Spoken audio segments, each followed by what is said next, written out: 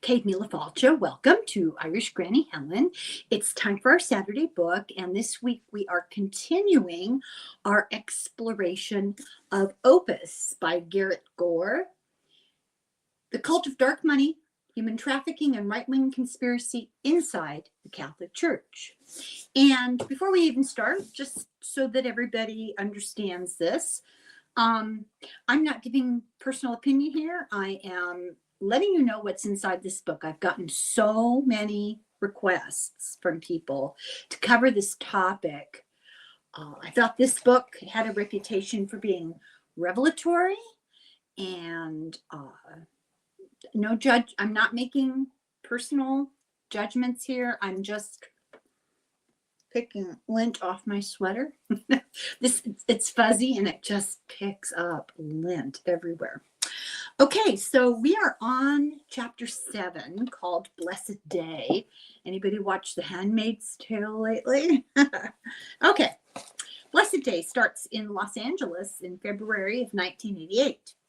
Portillo is the oldest church in Los Angeles. He's in the oldest church in Los Angeles, the Church of Our Lady, the Queen. He's there to fulfill Escriva's ambition of a North American shrine built specifically against Hollywood cultural dominance. His words. Portillo is on a 2-month tour of the U.S. The American church is in an uproar over church involvement in Reagan-backed military attacks in Latin America, Central America.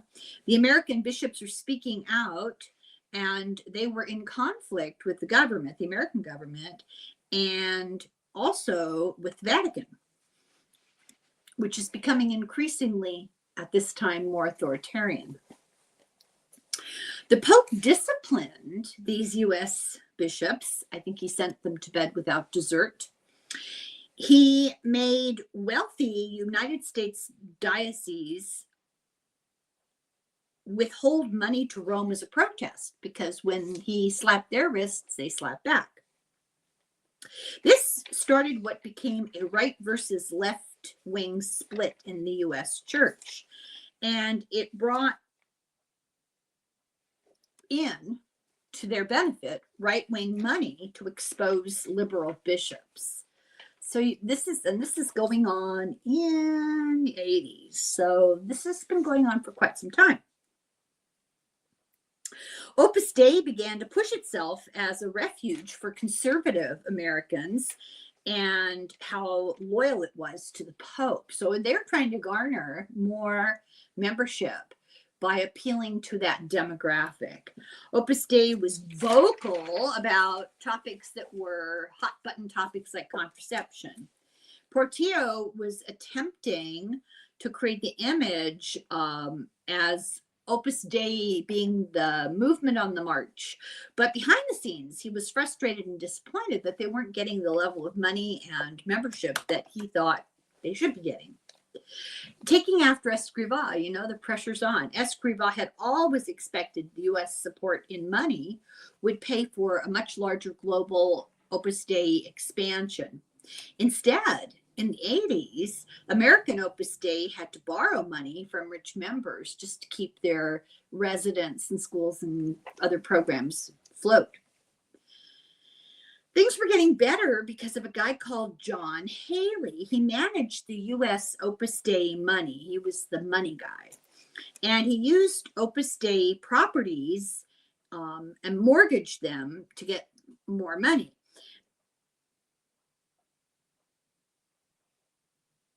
Many residences, like if you remember, I was trying to remember because I wrote this in shorthand and I was trying to remember what I was talking about. If you remember, they tried to do a residence right adjacent to Columbia, and that got a lot of pushback. It failed. So he set up each residence as a nonprofit with tax advantages. Every residence and retreat. He was kind of clever. And he set up nonprofit Woodland Foundation to bypass IRS law about not using that money from members' paychecks as charitable donations. The IRS was already investigating dozens of Opus Dei members because the way that their income and donations were handled was sketch. They had an added advantage when he used these sort of, I don't know if shell companies is the actual appropriate term, but something to hide behind. They had the advantage of adding another layer between Opus Dei and the frauds that they were committing. And I don't think I have to say allegedly, because I think all of this is pretty well documented at this point. However, if anything I say is alleged and not factual, my mistake would just be that I read it in the book, and what can we know? Anyway, Opus Dei in Rome was well aware of the tax dodge that they were using in the United States, and in fact, they encouraged this sort of thing. These independent nonprofits had no autonomy from Opus Dei. They were independent in name only, on paper only, and they were asked to falsify meetings and that sort of situation, well over 100 of them. Haley hired a professor from a design approach. No, I'm sorry. He hired a professional firm to design an approach to attract wealthy Catholics. And he used private counseling information that he got from members to put pressure on them. I don't know if blackmail is the right word, but to pressure them with this knowledge they didn't want spread around. He got $3 million, and he knew that they could weaponize personal information moving forward. They hired a full-time fundraiser to build a $3 million retreat center in Boston, but that kind of turned out to be a failure. So they brought in the professionals again. They created a fake second generation campaign. This was all illusory. They wanted to appeal to big donors who didn't approve of women in professional jobs and careers. And so they faked the money for a retreat center to give our values to the next generation. Really, the agenda was misogyny. They hit up, misogyny and more money. They hit up the heir to the Noxema CoverGirl conglomerate, the last name Duffy. She and her husband, they lured. They were supernumeraries, and she liked this fake campaign. She thought this was a good idea. Later, they sold their whole company to Procter & Gamble. They made more than $1 billion out of it, and Opus Dei was sniffing at the door immediately and began a new foundation, the Campaign for the 21st Century, with a little help from their friends. Duffy and her daughter donated millions of dollars to Opus Dei over the next 3 decades. Portillo was on a campaign against liberals in the United States. He wanted to create an exclusively Opus Dei American university. They had, insinuated their clergy into some places, but they didn't have their own university. He marked the first American Opus Dei head for the future, Jim Kelly. He was the first American that was given a position of real authority, and told him, raise more money, target teenagers.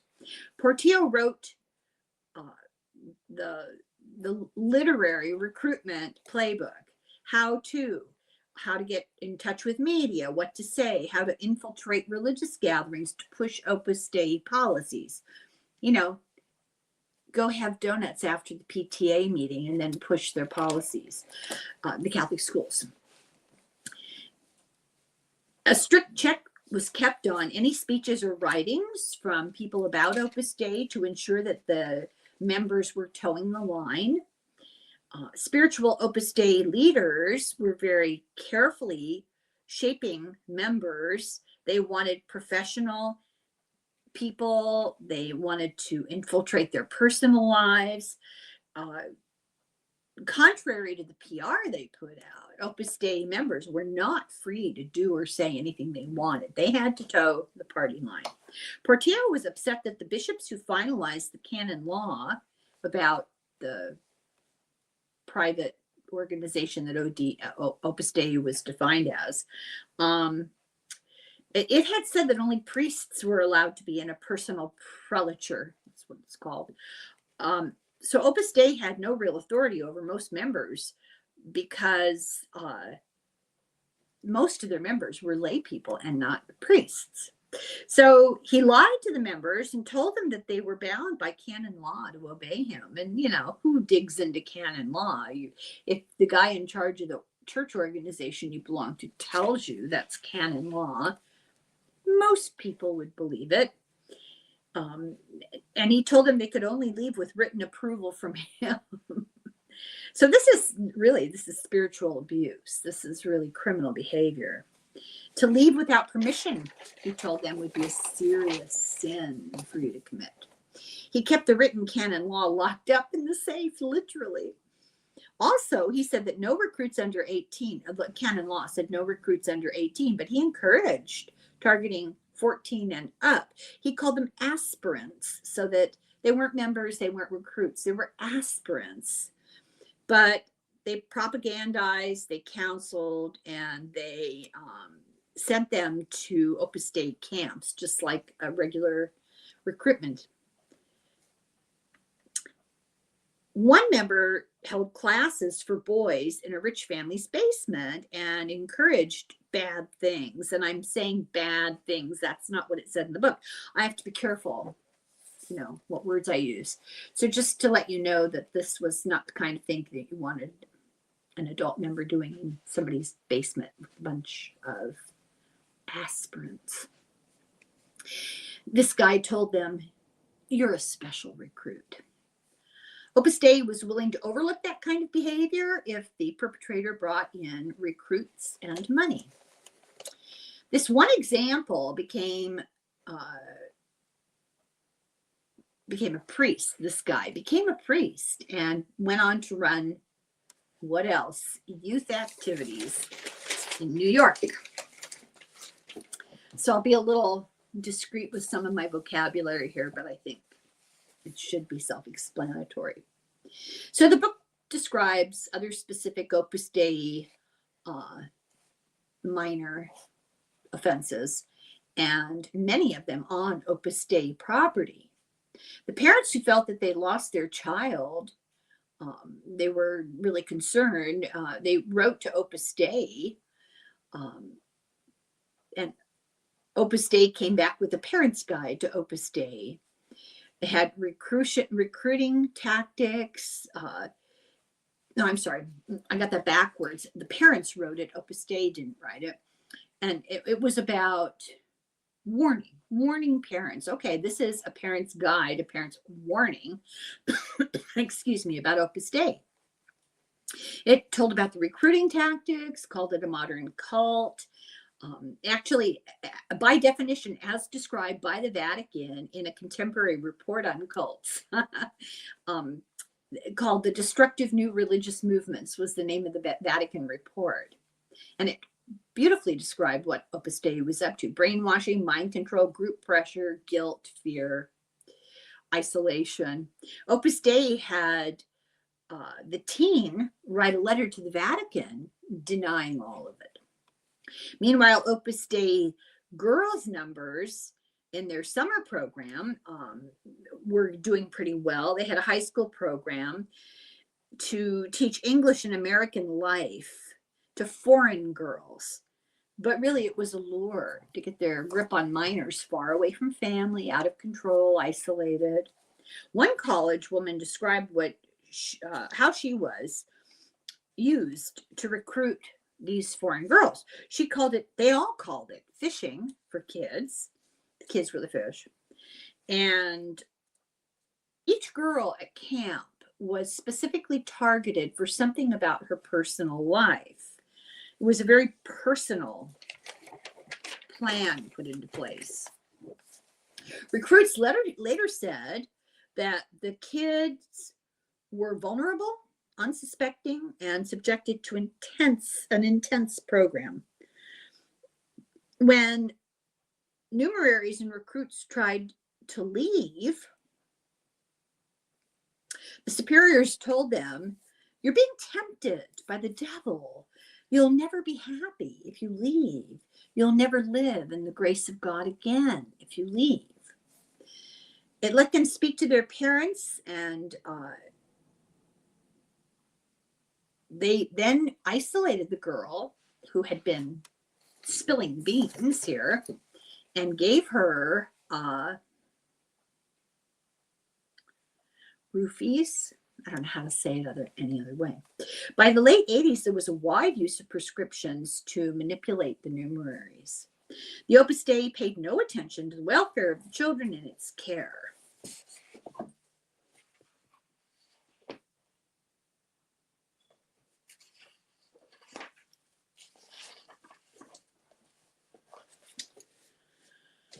They aimed to spread the kingdom of God using deceit, as a priest who was with them for 23 years. Members were encouraged to become pretend friends with the aristocracy of brains, blood, and wealth. Nowadays, that's called grooming. Activities had a covert as well as an overt agenda. Officially there to help young people, they were there to attract possible vocations. Male numeraries were encouraged to smoke to show they were macho. And offering a cigarette was a great way to break the ice with somebody. Females were told to target girls who were attractive because they would be, in turn, more successful in their attempts at recruiting. That's so cynical. It's awful. But there was no real spiritual guidance. This is what they were really focusing on. When told about this, Opus Dei denied the whole thing, absolutely denied it publicly. Luis, meanwhile, and the Banco were critical to this whole recruitment effort. Luis, by the late 80s, had created a very legitimate system of funding. He'd secretly bought Opus Dei assets with bank money and transferred ownership to the Foundation for Social Action, which was moving $100 million around in the world. So they were using bank money to get more bank money and to filter it into Opus Dei pockets. Teens and youths had a major program for money, and they were targeting them with this global expansionist project. Secretly, they were recruiting poor girls to cook and clean, unpaid. They didn't have to report to the diocese anymore, thanks, to the Pope. And they had no oversight, and this abuse just festered openly. For example, in France, the École Hôtelière, which was a place to recruit young girls, telling them they were there to learn hotel, what would be called hospitality sector. But really, they were being entrapped in a system of unpaid domestic labor, and they couldn't leave. What's that called? Under the guise of a girls' school for people who wanted to go into the hospitality sector.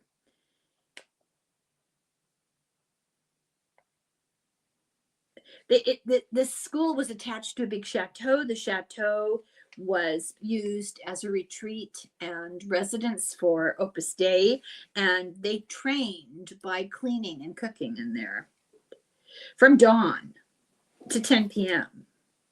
every day. And theoretically, they got a paycheck, which they were required to deposit into their Opus Dei account that they couldn't get any money out of.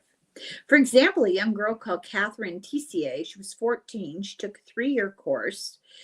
She was the first public whistleblower. Opus Dei never mentioned to her parents that it was called, they told them that this was a hospitality program, which was a good alternative for non-academically inclined kids. There was pressure to be involved in religion and the religious Opus Dei stuff from the very beginning, and it got bigger and bigger pressure. She was pushed to send a letter to Portillo asking to join Opus Dei as a numerary assistant. So to cover your tracks, make them ask if they can be in this program you're forcing them to be in. And she was told, don't tell your parents. She was forced to write her will, 14 years old, and make Opus Dei the heir.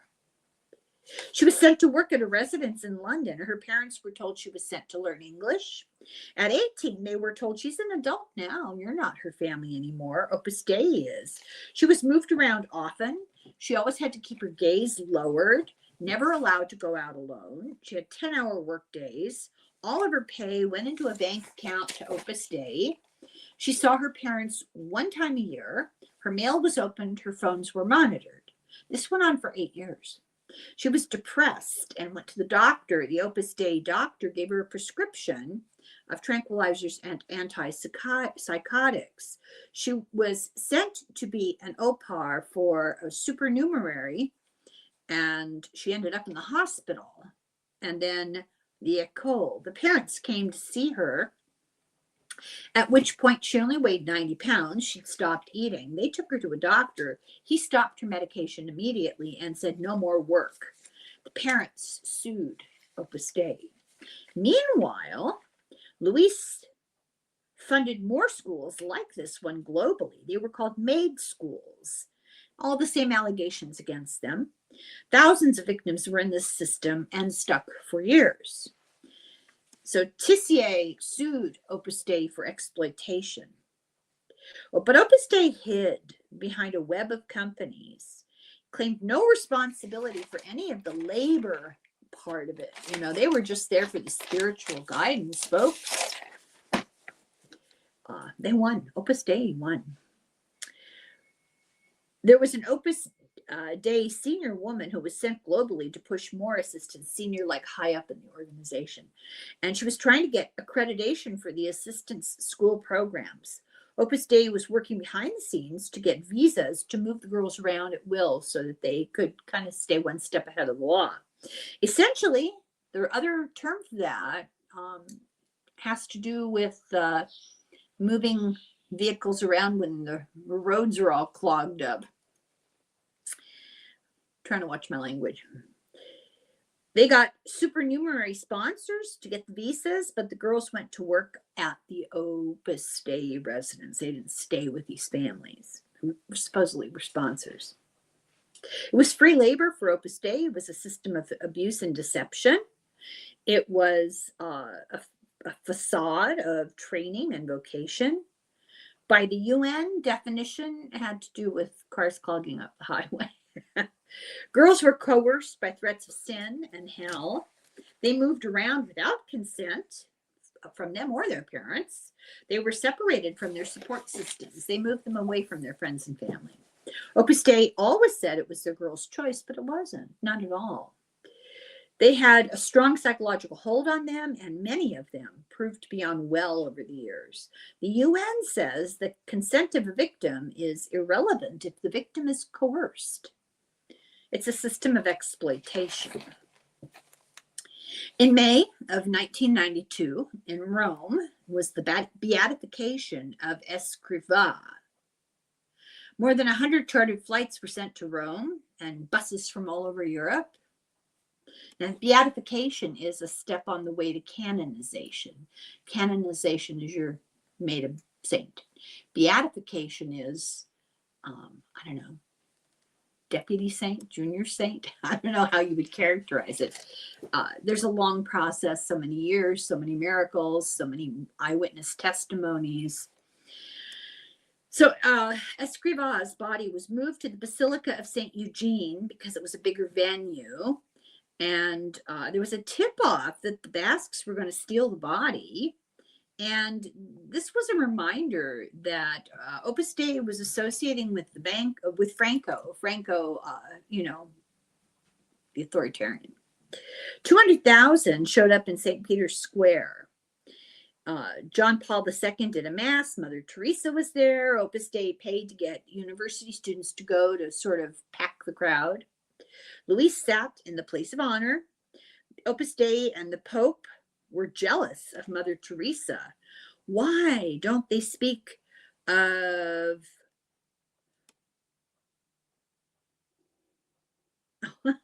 Why don't they speak so highly of Opus Dei and me? The Pope wanted to know.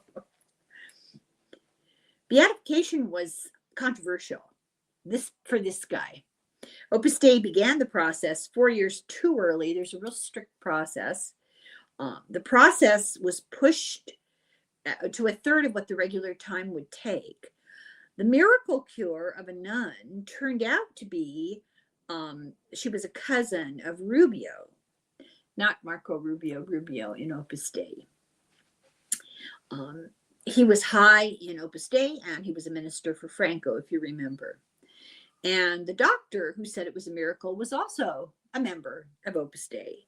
Opus Dei did preemptive dirty work to discredit opponents they knew that would be speaking out. The Vatican refused to hear the opponents.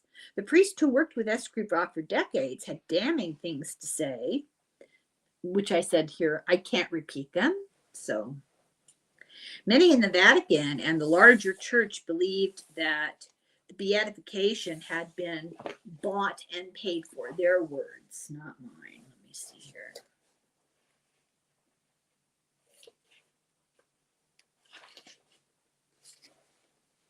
We cannot portray as a model of Christian living someone who has served the power of the state and who used that power to launch his opus, which he ran with obscure criteria like a mafia shrouded in white. Beatifying the Father means sanctifying the Father's opus, including all its negative aspects, its tactics, dogmas, recruiting methods, and manner of placing Christ in the midst of the political and economic arenas. But despite such fierce opposition, the application was improved. Now, these are the words of a senior cleric. John Paul II saw the crowding in the St. Peter's Square as proof that his anti-liberal push was working. Of course, now they paid for some of the crowd. His fight had backfired, causing wounds in the church. For example, one German theologian compared Vatican hearings to Nazi show trials, and the Nazi show trials that he endured in Germany in his youth. He says, not only is it dangerous, it's a grave offense to my honor, Opus Dei. The Pope, on the other hand, took a trip to Nicaragua. Acting all grand, he refused to let one cardinal kiss his ring because the cardinal had disobeyed a papal order. On television, he admonished the priest, reduced him to tears. During the same trip, an outraged pope had shouted, "Silenzio," during an open-air mass after some in the crowd dared to express their desire for peace. Tough guy.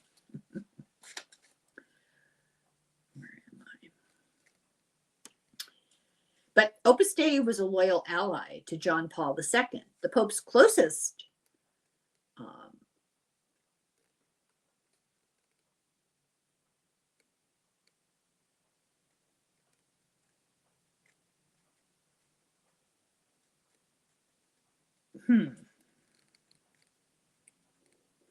Okay, the Pope's closest priest in Washington, D.C.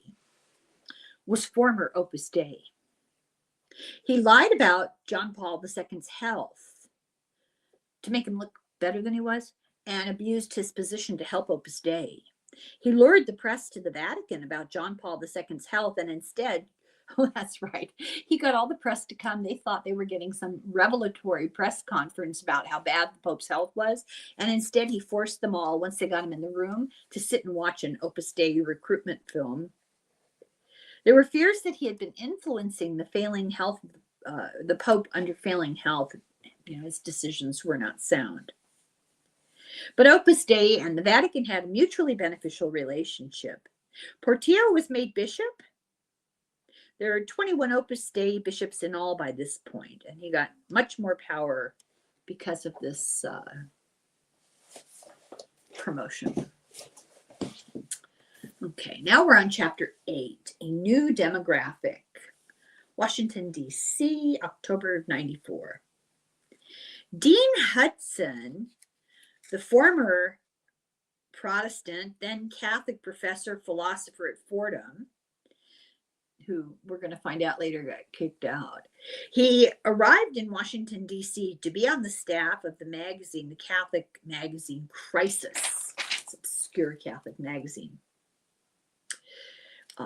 Opus Dei had gotten their clutches in by helping him to get his book published, and he was so impressed by the scope and reach of Opus Dei in Washington, D.C., in the schools, the enrollment. He just felt it was a really growing community and something he could get behind. In D.C., there was a very vocally anti-lib, anti-feminist, anti-sexual revolution. The Beatles were immoral because they had long hair. So there's some schools that belong to Opus Dei entirely. The Heights, which was boys, Oakcrest, which was girls, and they ran them with all of these attitudes, brainwashing these kids. They had 3 numerary residences. Those are the single gender places where people dedicated their life, but they weren't married. They dedicated their life to Opus Dei. The Tenley Study Center, which was men, Stonecrest, which was women, and a third one, a mansion that was for priests and the upper Opus Dei elite to go hang out. All these 3 places were dedicated entirely to recruiting. For example, they had an SAT program. And really, they didn't care about their scores. They were just there to find likely kids to be recruits, get kids who are going to do well in college, become professionals, make money. They were providing spiritual guidance to their parents. They held smaller study groups for adults. So the chats that they had mixed personal, professional, and political ideas of the people, and they were meant to separate them from their money, give the adults tasks to do to help Opus Dei. So I'll give you an example. There's just so many of them in the book. It's just not worth, enumerating them one after another. But let's say you were a private business owner and you owned a couple of printing businesses. They would get you to give them printing for free. Or a doctor, they would get you to write prescriptions for people. It was really not legitimate because you didn't really know their full history or what was really, it was, that Opus Dei wants me to give them something to calm them down. Okay, I will. And this went on all professions, all levels of work. If you can think of a way that you could be asked quietly to exploit your position at work, they would do that. They gave the adults jobs. They guided them on politics. They gave them professional advice. It was about networking, fishing, remember what that means, and indoctrination. They said it's important to engage with leading intellectual people to re-Christianize society. 7 Mountain Mandate. Most importantly, they had the Catholic Information Center, the small bookstore chapel arrangement. An executive at the World Bank and a former Nazi SS member, von Stauffenberg, that name might ring a bell. His relative tried to kill Hitler with the bomb. And now he's big shot.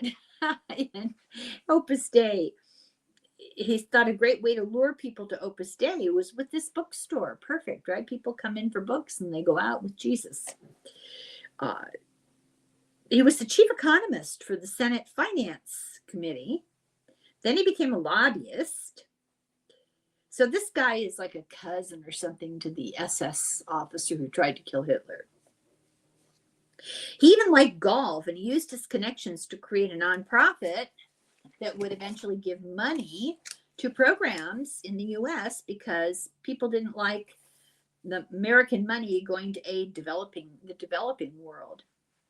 Opus Dei needed him because he funneled the nonprofit money to Opus Dei programs.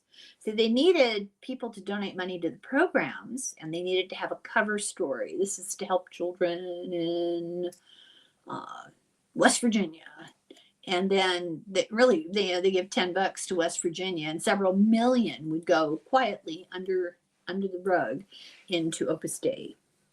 Then the Archbishop asked Portillo to help with the bookstore and the chapel that had no oversight because the Redemptionists had given them up. So these buildings were just sitting there now, and the people that had been running them was a different order, the Redemptionists, and apparently wasn't making enough money to tempt them to stay. So they sold it to Opus Dei.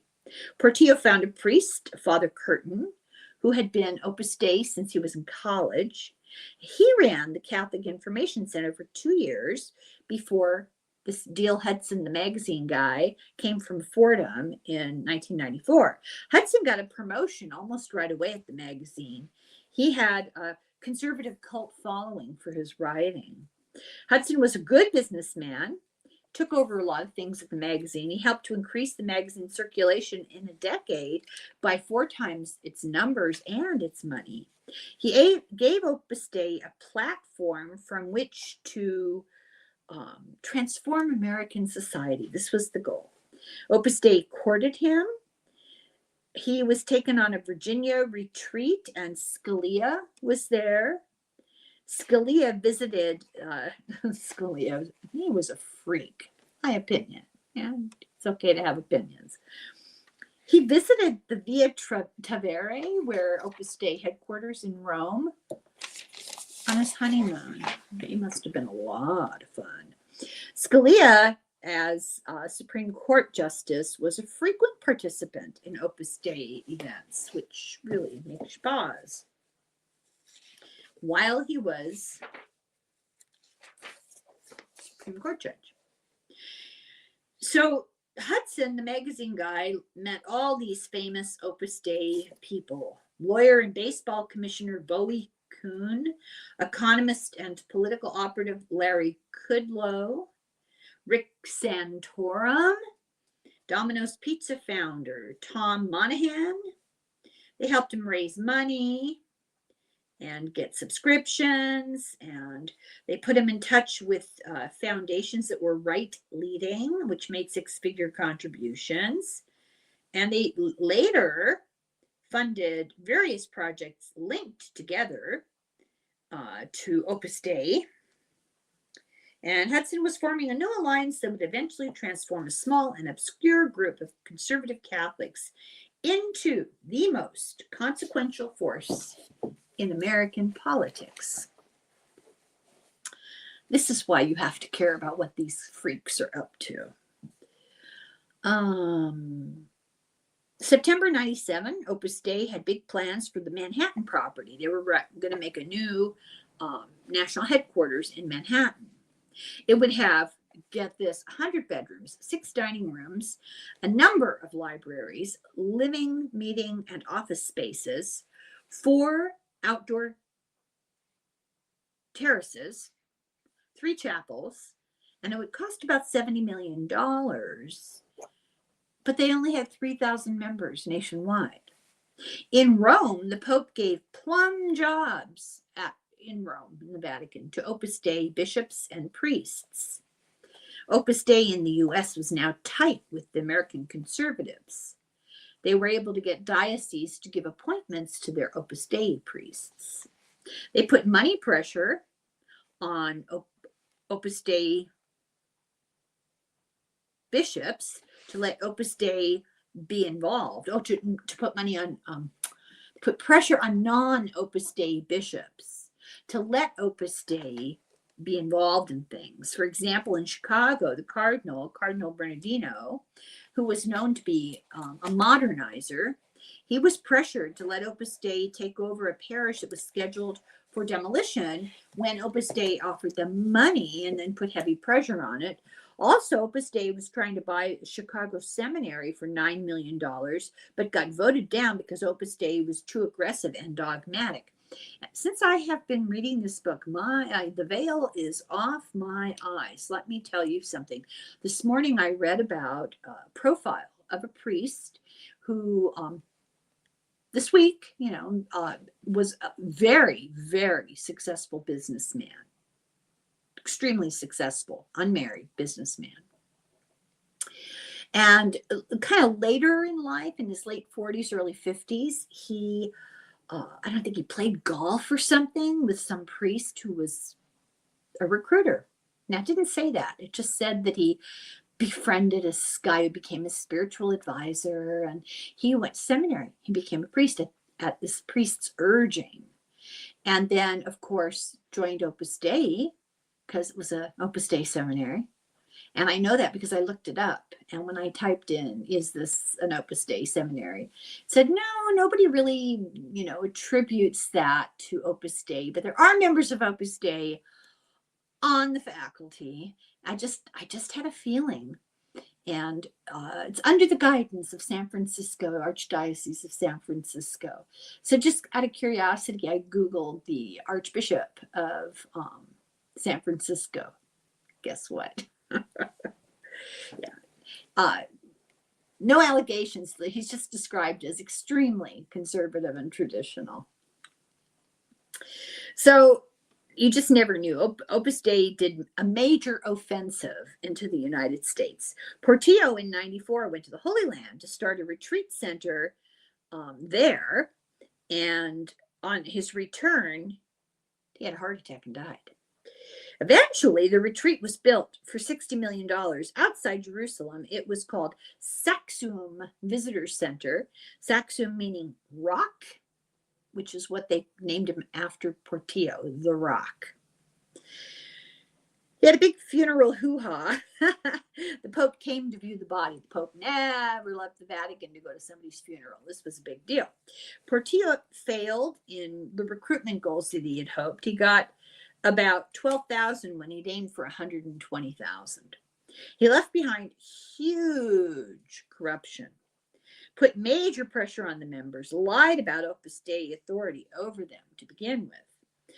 4 weeks later, 138 elected a guy called Javier Echevarria. Well, we'll call him Javier. He was 61. He had been Opus Dei since 1948 and had been Escriva's protege. His first message, he said that Opus Dei had 3 objectives: family, recruiting the young, and evangelizing the cultural sphere. 7 Mountain Mandate. I'm just repeating this just to refresh everybody's memory. This is the exact same campaign of the New Apostolic Reformation. Different approach, same idea. He then doubled the funds to Opus Dei in the U.S. A guy called R. Templeton Smith was a Presbyterian advocate for women's rights, and it was against government corruption, was responsible for helping to get a corrupt Pittsburgh mayor into prison. After he died, his youngest son, Kennedy, took over this big fortune, this big company. The fortune came from World War II when the father, R. Templeton Smith, got a contract to make plasma for the Red Cross from donor plasma. And after the war, they shifted to making insulin. So his son Kennedy met up with Opus Dei in Pittsburgh, and he converted late in life. And after his death, his wife and some of their 6 children became Opus Dei. The 2 youngest became numeraries, Fred and Mark, and they lived in Opus Dei residence. The year after their father's death, they sold the company to a bunch of German conglomerate. They got $80 million for it, and Opus Dei immediately swooped in and set up 2 nonprofits to manage the money. Fred, also nicknamed Sandy, they set up his money in the Saginash Foundation, and Mark, they set up his money in the Rockside Foundation. John Haley was named the president of both foundations. He's the guy in New York who was in charge of the money. Both sons were mentioned only as secretaries to the board, and they were easily outvoted. Opus Dei blocked them from ever getting back their family money. They had it written into the agreement of the foundation. And for 16 years, Opus Dei whittled away at money. Opus Dei had tried to get its hands on $100 million from an Argentinian called Goyo Campanc. Opus Dei wanted to build a university. But when he saw the invoices with money disappearing like water down a drain, he took back his donation, said, no. Opus Dei learned from this. And this is why they made this ironclad situation with the two sons in Pittsburgh. They had a numerary in the past lie that she earned 600% more to hide Opus Dei theft from a donor. Opus Dei carefully distanced itself by its network of foundations. It got members to be committing fraud, to lie, to throw them under the bus when they got caught. The embarrassment of the half-built university in Argentina after the guy took his money back taught them how to control donations. Opus Dei used the Pittsburgh money to build New York headquarters. And they set sights on influencing American politics. In 1998, Father John McCloskey took over the Catholic Information Center in D.C. for an ailing Father Curtin. Father McCloskey was a former stockbroker, now a priest, 44 years old. He was fired from Princeton because he was too aggressively conservative. He secretly was recruited after being banned from campus. He could be open in Washington, D.C. He recognized his opportunity for expansion into U.S. politics, and he quickly became known for proselytizing. He was called the convert maker, especially amongst Republicans. At the University Club, which was a Republican elite spot, to go in and have a couple of whiskeys and talk somebody into giving you all their money. He played squash with powerful and influential people, and at the bar, he hung out. His conservatism was embraced by these people. He validated right-wing politics with his religious doctrine. He converted Senator Sam Brownback, Robert Bork, heir to the publishing company of Alfred Ranieri, Lou Lehrman, banker, governor, New York, banker and candidate for governor of New York. He offered guidance on political issues. He told them they were Christian warriors. He told them they were the Navy SEALs, the Army Rangers of the Roman Catholic Church. This sounds like Doug Wilson's relationship with Hegseth, or like Steve Berger's relationship with Mike Johnson. He said it was not possible for people with liberal or progressive views to live with those who believed in sanctity of marriage, life, and the family. He said, I pray that it doesn't end in violence, but these types of things have tended to end that way, and I don't feel that's troubling at all. What kind of message do you suppose he was trying to give? And we don't espouse that. He was popular with men in crisis. He called it the Friendship Deficit Syndrome. He wanted to be modern. He wanted to be a modern St. Thomas More, friend to the leaders at the top. How did that turn out for Thomas More? Opus Dei was basically love bombing people to get them to give their money and to be recruits.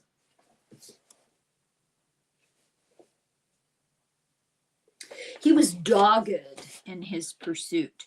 Once Father John gets his claws into you, he never lets go, said Larry Kudlow.